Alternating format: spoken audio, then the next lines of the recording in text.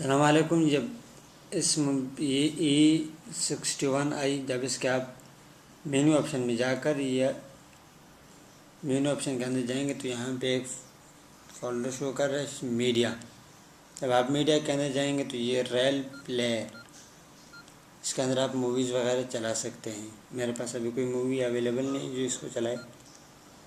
दूसरे नंबर पे music player, अगर कोई म्यूज़िक वगैरह है तो यहाँ से चलेगा।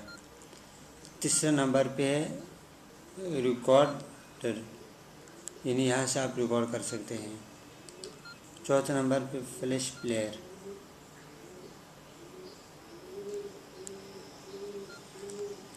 और फिर ये नीचे गैलरी के अंदर आपकी इमेज वगैरह, इमेज वगैरह के बाद इसी तरह वीडियोस,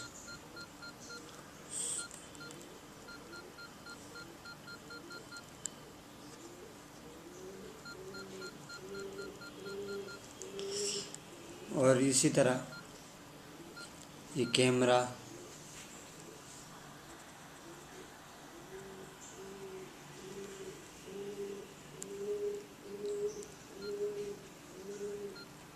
चलिए तो